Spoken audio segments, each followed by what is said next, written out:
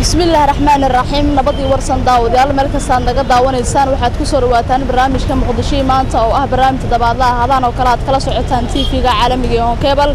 alaba barnaamijka waxaynu ku eegnaa xaaladaha guud ee magaalada Muqdisho waxaynu kaga hadalnaa qodobka mudan in toddobaad walba barnaamijka lagu falanqeeyo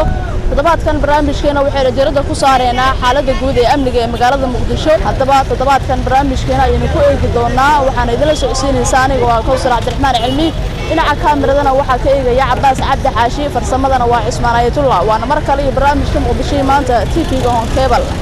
وهذا داود يلا وقولين برامج كمقدشي ما أنت إنه كل اللون تضبط كان برامج كسيدان هوريدي كوجي جبا وحى يقرب قادم دونه اللي بنا كترسم مدناش برلمان كسوماليا أي كم يجين بروفيسور محمد عمر طلحة اللي بنا داهر أمير جيسو وسنا كم إذا جدي أمير جدها برلمان كوقابل سن المركورة سيدان أقولنا هاي هل كانوا حي هاد ماشي كنا عدم مشكلة تضبط كار وأنا ورك اللي جو قاعدة وتلسحفي مقالة مقدشو هذا وحى نكجب مقنية إنه تلك أنا يوم hotelka ayaa hadda waxa ka soconaya diblis lagu sameeyo amniga magaalada Muqdisho hay'adaha amniga waxay sheegeen in ciidamada ay u diyaar yihiin inay ka qaataan sugidda amniga guud ee magaalada Muqdisho ugu horreyn waxaan rabaa inaan barnaamijka la wadaago su'aalo dhowr ah la xiriir dhinaca ammaanka xildhibaan Daahir Amiin Jeeso oo ka mid ah mudanaasha baarlamaanka oo toddobaadkan barnaamijka ka qayb galaya marka ugu horeysa mudana xildhibaan ku soo dhawo barnaamijka marka xigta dhinaca ammaanka bal ka waran sidee u muuqan kartaa in wax looga qaban karo amniga guud ee magaalada Muqdisho Allahu sallallahu alayhi wa sallam والدين مهدلنا يهداتين بعض الساعة فضة TV-ga Cable وأنا مهدلنا يا حرير قاعد لسوس ما يصير أرمها أمنية سأل لسه تيمبا وحاود بدبات هذا الحسي كرورنتي أدنى وضطا وطي هوتيل صحافي لمكة ويرري هذا طبعا Soomaalida waxay ka wada dharagsan tahay jirwaana minkina badiidkaha waa nimankii runtii ummadda Soomaaliyeed qandaraaska ku qaatay oo aad ogtihiin oo hadda maanta waxay la heshiinayeen oo ay qandaraas kale inay ka qaataan ay rabaan niman liira Daacish awalna al-Qaacida ayay qandaraaska ka qabeen waa niman hadba meeshii ay wax ka helayaan ummadda Soomaaliyeed dambiishooda u qaadanayo oo laaysimada dadkooda qandaraas ku qabay ahaayeen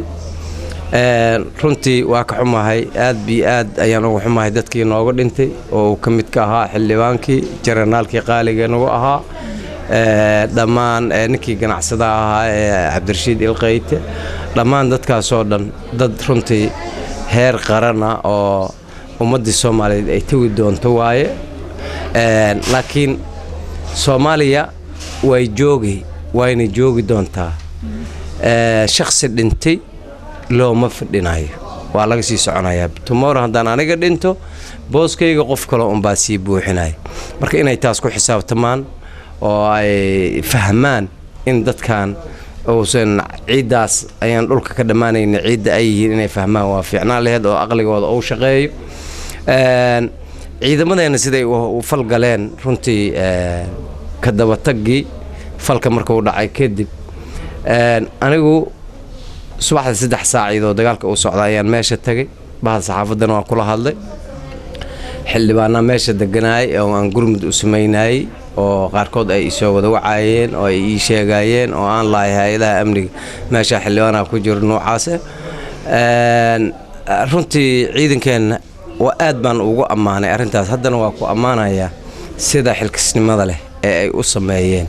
dadkii meeshii laga soo badbaadiyay ayaad ka garan karaysaan hotelkaas wuxuu la mid yahay moolkii Kenya ee dhowr iyo 10 maalmood laga saari waayay uu la mid yahay weynkiisa waad aragteen dad 300 kor u dheefaha deganaa haddana geeridu waa yareed oo aad ay u xadidneed dadkii banaanka baabuurradii ku qarxay ay ku waxyeelo shacabka ay markii laga reebo dadka hotelka degan la yaqaani waxaan u maleynaa geerida labada oo saddexda oday ayaa ugu weyneed waxaa kasbay inay geeridaas yaraatana waxay ahaayeen ciidanka amniga mahadee ha ka gaadho soomaaliyana waxaan hubaa markaan fiiriyey qaabka ay ciidankeena maalintaa u howlgalayeen ciidan ay ku saaxan karaan ayaa ay Soomaaliya u bilaabay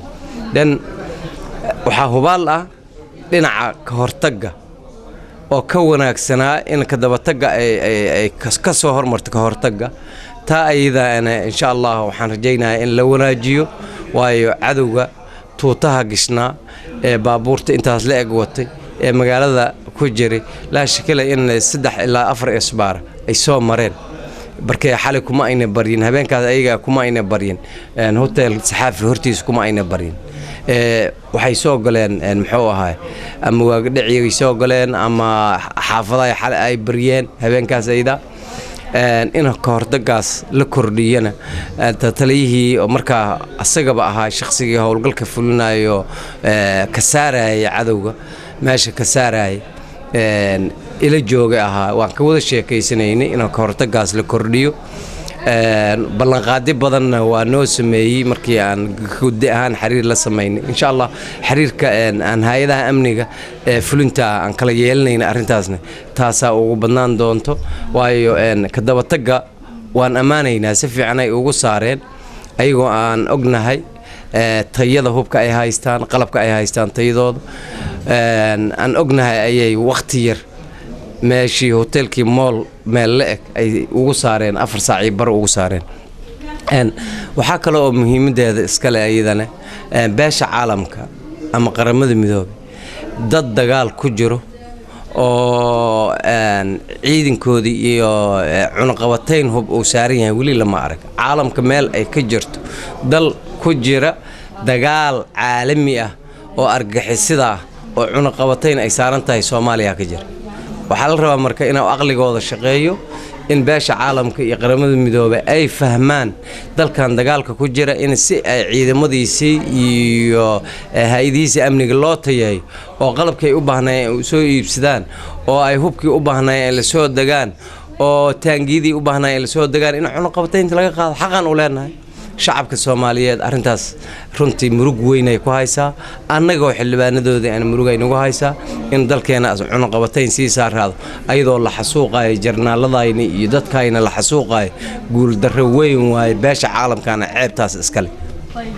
xildhibaanay bal ma muuqata arintan in gaabis ay ka sameeyaan hay'adaha ammaanka iyo wasaaradda amniga guddigiina uu yareeyay la xisaabtankii la rabay in la sameeyo ma yareynin annagu ma yareynin gaabisna ma jiro ogaada wax la dagaalamaayo waa shakhsi Soomaali ah oo midabkeena leh oo afkeena ku hadlaayo oo timiha aan siiga agnahay waa Soomaali waxa laga yaabaa in adeerkay in abtigay in wax dagaalka ku jiro oo la adeegsanayo oo qandaraaska qaba waa dadka noocaas qofka Soomaaliga aan hadii maanta jidkaas taleex agtiisa laga xiro shacabkeena waxa qayl ka dhacay waad aragteen tan kale qof bam isku soo xiray oo soo diyaar garow bam isku xiray waxa weeye hadaad istaag tiraahdana wuu isdilaya ilaa naftiisa ligi waay waa isdilaya hadii aad ku dhex aragtid asoo xiran meel bulshada ay ku badan tahay aad istiraadid muxuu ahaa meeshaas intaas ka dhaafo usugne haddana laabudda wuxuu kaaga hormaraya meesha marka mar walba qofka Soomaaliga ma la ilaalin karo ajaanib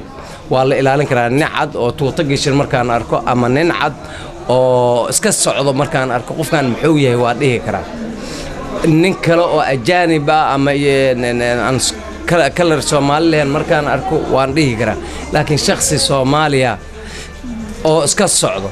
qof dhihi kara qofkan waa argixisay qab shacabka Soomaaliyeed dhibaatada jirta waxa weeye gacantaana waxa lagu ilaaliyaa shacabkii iyo dhibaatada hadii maanta saxaafadda baarlamaanka ay soo shaqo tageen jidkan dowka xiraan laha waxaan hubaan lahaa caaw war ma adna hesheen marka dhibaato weyn ah jirta tacaalidaas ah jirta waxa la dagaalamay qiimeyn in lagu sameeyo la rabaa midda ugu weyn oo la rabo waxa weeye shacabka Soomaaliyeed inay hay'adaha amniga la shaqeeyaan you can believe qofka hotelka isku qarxiyay saxaafi isku qarxiyay wuxuu beriyey habeenkaas magaalada muqdisho kabahu iska bixiyey hadduu xirxiraayo bamku xirray uu iska furay si uu u saaxdo haddii waqtigaa la ogaan lahay ama dadkii la baryey ay soo sheegi lahaayeen ay dhihi lahaayeen war ninkan asna naftiisa dilaaya ha la qabto ninkan naftiisa dilaaya birrina dad dilaaya ha laga badbaadiyo ummadda asna waa badbaadi lahay 4 wiilo meesha ku dhimatay Soomaaliya iyagana waa badbaadi lahayn haddii la soo sheegi lahaa waana dadkana waa laga badbaadin lahaa dadka qaaliga ay naga ma dhiminteen marka shacabka Soomaaliyeed war qof asaga isdilaaya badbaadi asaa badbaado u baahan waxaad kaliya ku badbaadin kartaa inaad hay'adaha amniga soo wacdo haddii aad tiraahdo iska dhaaf waxa laga yaabaa in isku dilo oo isku yiraahdo uu sheegaya laakiin hay'adaha amniga ay soo sheeg telefoon soo dir soo baxay suuq wax ka adeegana iska dhig war soo kacay raacad badbaadi adiga laga rabaa inaad badbaadiso shacabka Soomaaliyeed way ka gaabiyeen arintaas shacabka Soomaaliyeed ha shaqeeyaan gidigeen waa inaan nabad sugid noqonnaa gidigeen waa inaan police noqonnaa gidigeen waa inaan military noqonnaa dalka waajiba naga wada saaran wiilashatan jidka kaarbiinka la taagan kaliya wallahi inaysan waajib dalka ka saareen anagoo dhammo waajib naga saareen وان لو قادت الصحفي قالوا بوشو كون سحل بان روح او بعد ورك كلو جنفيا قالوا متشب قاده دل ارمهاس كحل بان ahaan aragtida maxay tahay wax xalin karo ay weeraan karaan walaal marna weerarka la cid baa intay nimankan joogan weerar joogsanay qof 100% ku dhihi kara ma jiro nimankan qandaraas ay qabaan waa Soomaali ma yara iyaga ruuxooda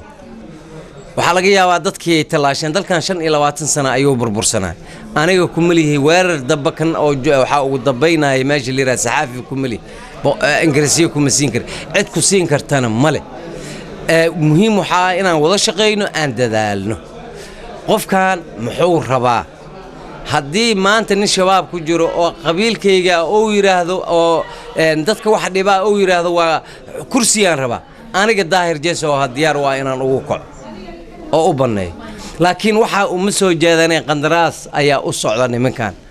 hadda waad arkayseen waxay ka wareegeen alqaacida waxay gorgortan kula jiraan daacish iiga ku kala jabay yaa meeshii dabiisha biri boko xaraan meelaha oo shidaalka lahay ay raadsanayaan iyo dadka xogaa ama wax haystaan ay isleeyihiin haddii niman qadiyadan ka dhab ay tahay oo diinan difaacayna ay leeyihiin run ay ka tahay maxay uu raadsanayaan daacish iyo boko xaraan Soomaaliba maya waxa way nimankan qandaraas ay soo qaateen ISIS hadda lagu soo wadaa biri boko xaraam ku xigayso biri meel kale oo xogaa qolo lacag haysato xanaaqdiya hadana qandaraas ka bixinayso sidaas ay u wadayaan shalayto ninkii odayga ah bilaabay Osama bin Laden waa dileen waa la dilay markii qandaraaskiisa jeebkiisa wixii ku jira waa dhamaadeen reerihiisa yaa cishday lacagtay hadda waxay bilaabeen inay ISIS aadaan waayahay daahir amiin jeeso aad ayuu maasan yahay todobaadkan ayuu barnaamijka yar qaybgalaya daawadayaal xildhibaan maxamed cumar dalxa wuxuu ka mid yahay mudanaasha baarlamaanka kuwooda ugu cadcad sidoo kale wuxuu qayb ka yahay guddiga arrimaha dibadda ee baarlamaanka Soomaaliya u qaabilsan marka hore waxaan rabaa barnaamijka inaan ku soo dhaweeyo xildhibaan maxamed cumar dalxa kadib waxaan rabaa inaan ii soo jeediyo ama uu bulshooyinka ka daawanaysa TV-ga on cable uga warbixiyo talooyinka muhiimka ah u hayo bulshooyinka Soomaaliyeed iyo hay'adaha ammaanka kuwa uu sida uu sheegay haday qaataan mas'uuliyiinta dawladda federaalka ee Soomaaliya wax looga qaban karo soo haagitaanka amniga guud ee magaalada Muqdisho waayahay barfasar ku soo dhaweeyo marka hore marka xigta maxaa talooyinaad u haysaa ummadda Soomaaliyeed iyo hay'adaha ammaanka ee ka daawanaya TV-ga caalamiga on cable marka uu horeyso waad salaamantihiin dadka Soomaaliyeed ee gudaha iyo dibadda ku noolna salaanta islaamka ayaan sidoo kale hawada u marinayaa assalaamu calaykum waraxmatullaahi wabarakaatuh haddaan jawaabta aan u soo daadego amni sidiisaba yani ma aha wax sahlan qiimaha uu ugu fadhiyo ummad nolosheeda waxaa nooga filan daliil markii nabi Ibraahim kacbada uu dhawaafay uu baryay ummadda ilaahay inuu dadkaasi siiyo nolol wanaagsan waxa uu rabbi u weydiistay waxa ugu horeeyay amni اللهم اجعل هذا بلدا آمنا أيو يري إلهي بلدك كان آمن ومن نبادات نوغدك مركا كدب أيو أمد إلهي وحو أغبريي رزق iyo nolol maciishad xaggeeda markaas uu ka hadlay iyo xoolo adduun wixii dadkaasi ama ay ku noolaan lahaayeen ama ay ku horumari lahaayeen anaga maanta waxa moodaa amniga afka ayaan ka sheegnaa laakiin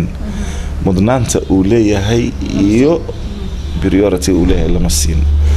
marka maadaama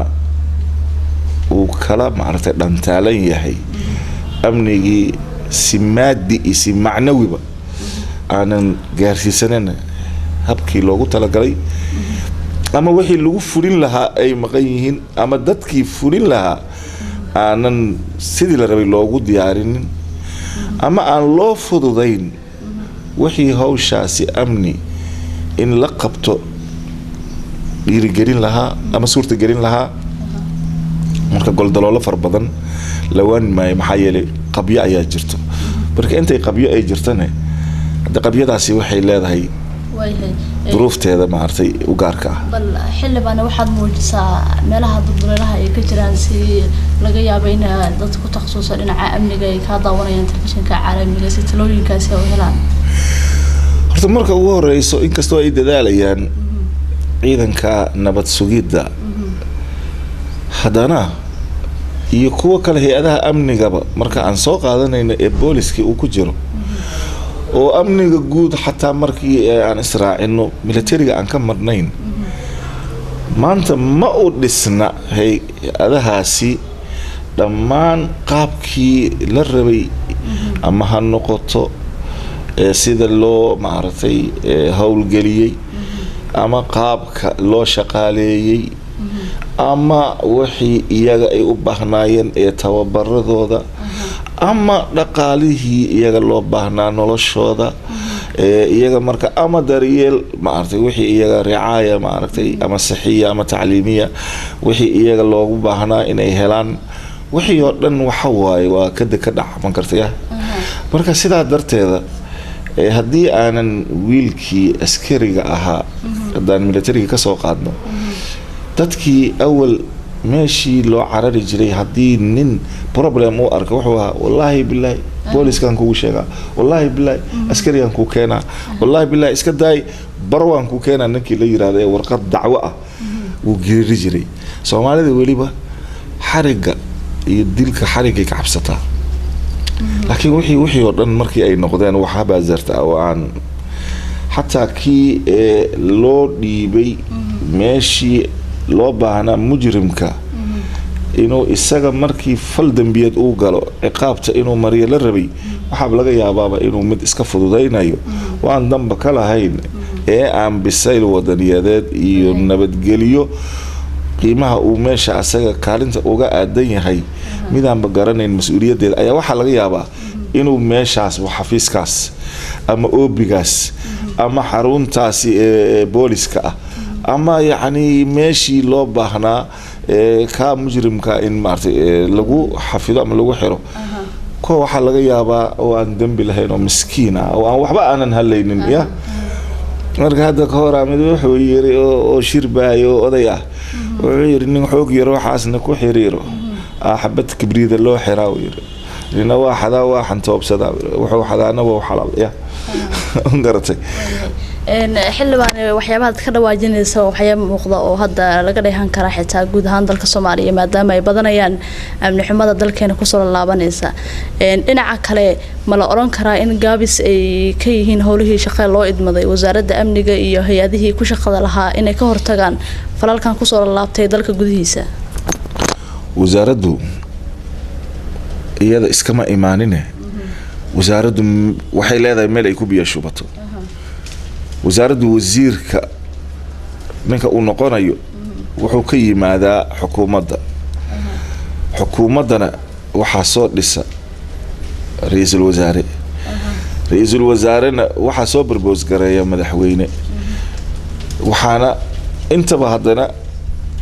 maartay u ansixiya gole shacbi oo baarlaman wax waliba ma aragtay waxa fiican marka hore inta aanan goobta lala iman dadka wax ma gutaan wax ma gartaan cadaalad ma sameeyaan daacad uma aha wadanka waxyaabo fara badan lagu sheego marka ayaga la soo howlgeliyo kadib waxa ka fiican inta aan la soo howlgelinin in qofka horta la fiiriyo oo shay baar marka la geeyo oo la fiiriyo laga talaalo haduu cudur qabo haddii isaga ma aragtay jirooyinkiisa iyo waxa uu qabo ninkan laga baaro war ninkan ma yahay nin shaqada loo wado nin ehel u ah ninkan dadnimada iyo qiyamka iyo wadaniyada iyo Soomaalinimada iyo waxa maanta ee hawsha la rabo in la geeyo muxuu ninkan asaga uu ka gudan karaa ilaa xad taliyayaasha la magacaabayo saraakiisha xilalka loo dhiibayo ee dadka howlgelinayo wiilasha kuwa ugu dambeeyay ee shaqada loo diro waa iyaga soo qabta halkaasi la siinayo ma artay awaamir loo kala ratibayo haddii ninka taliyaha ah ayadoo maanta howlwadaag ay problema ka jiraan hadduu wiilasha uu diro wadajir aada ama uu adeeraado ma artay waxa aadaan ma artay waxa cadde isla markaasna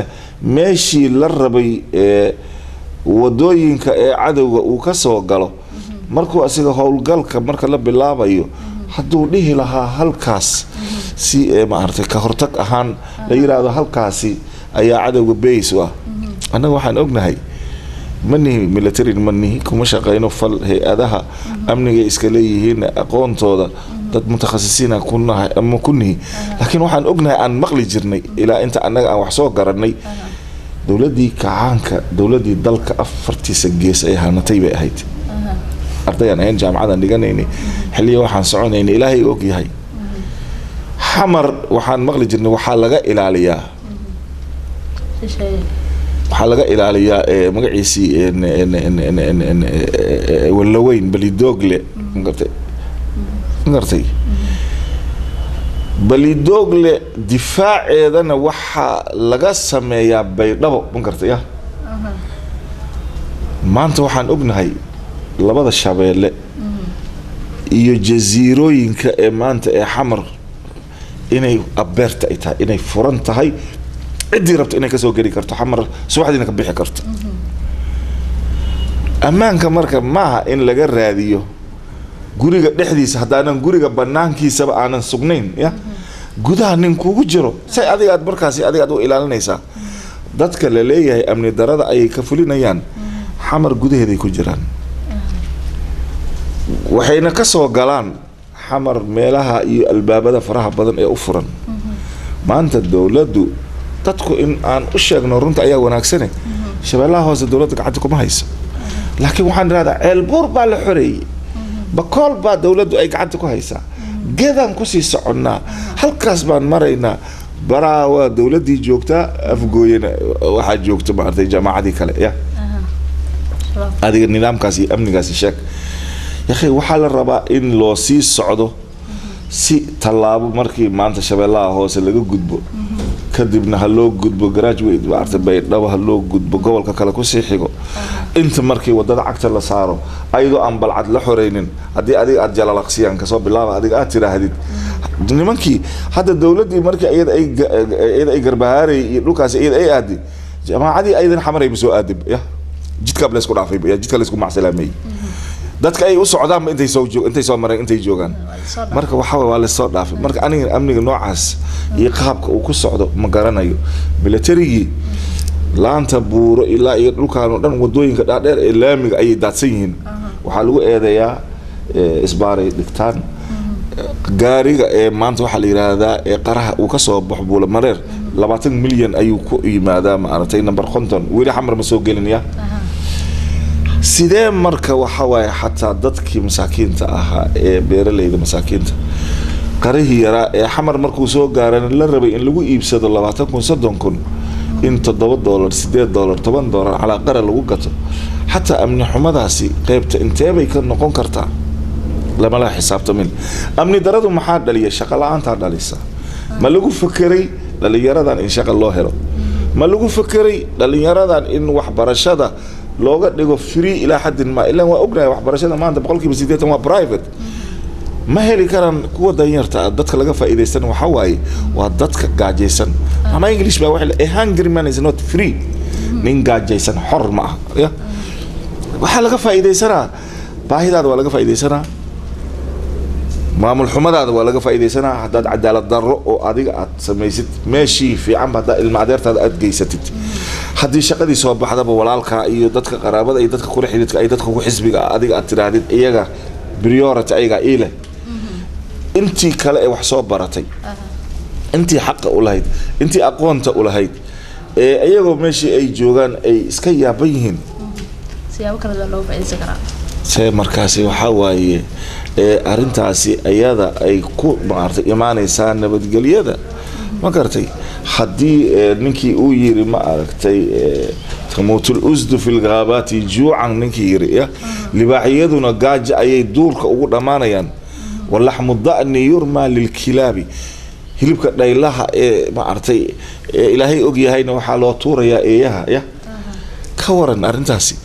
dadkii aqoonta lahaa wax soo bartay saraakiil academic ayaa laga yaabaa in wadanka ay joogaan baagabunda yihiin ama bakaaraha nyaanya ku gadayaan qaarkood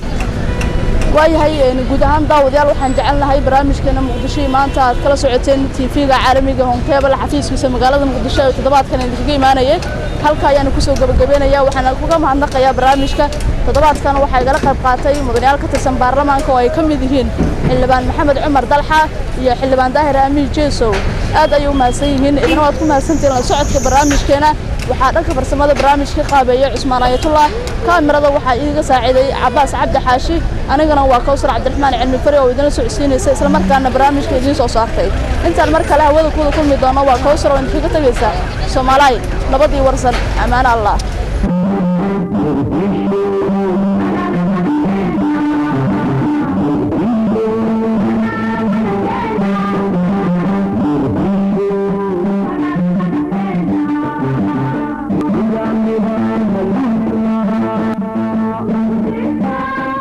Come on,